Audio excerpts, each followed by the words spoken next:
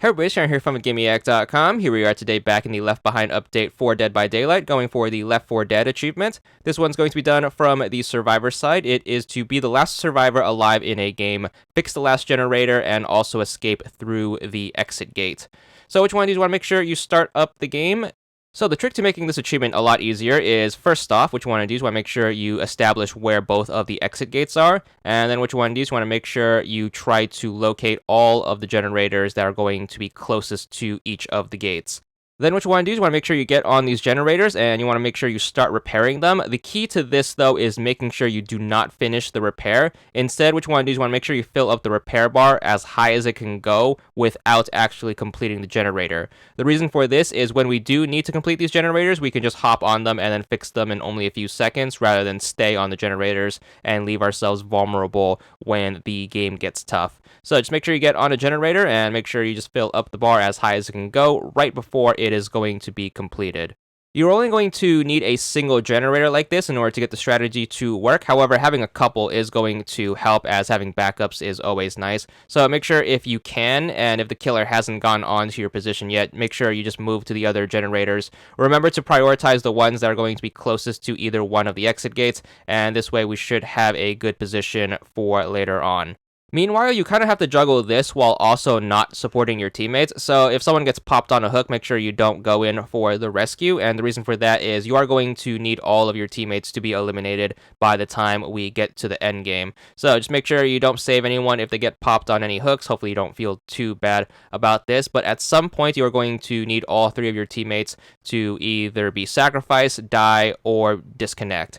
So, while that's going on in the background, hopefully you are playing very defensively and trying to stay as far from the killer as possible. Also take this time to try to find a first aid kit if you didn't bring one with you or have a perk that lets you heal yourself, like Circle of Healing or Self-Care. So you are going to need something to heal yourself if you do end up taking a hit later. It's a good backup to have, but not totally necessary.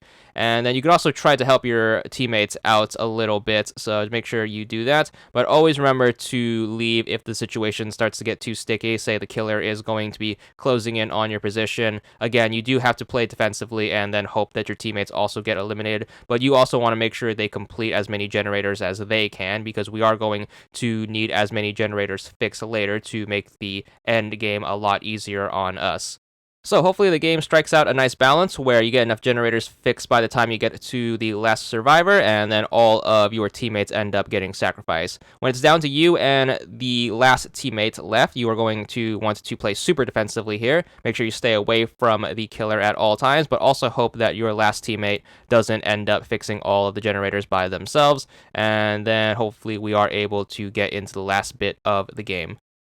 Thankfully, when it's down to just you and the other last survivor, you are going to be able to have them be sacrificed even if they don't have any hook states on them. So if they are still fresh, once they get popped on the hook, they are going to be eliminated as long as you do not go in for the rescue. So you should be able to get a fix on their position. Make sure you use this time to check up on all of your generators. Make sure they are filled up as far as they can go without being completed. Make sure they don't have any damage on them if the killer did end up kicking them, and we should be good. Once we are ready to set up our last push, we are going to put some distance between us and the killer. Now, what's going to count as the last generator is it's going to be any generator that you complete after the third teammate has been eliminated.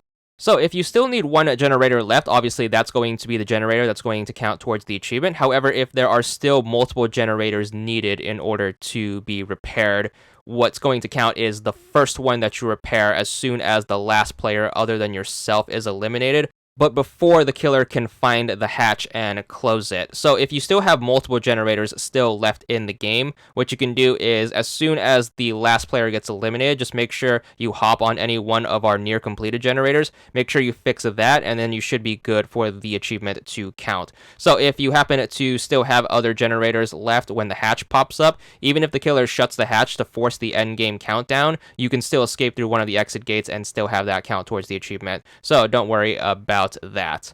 That being said, you are going to need to exit through one of the two exit gates in order for the achievement to count. You cannot escape through the hatch even if you have a key to unlock it after it's been shut.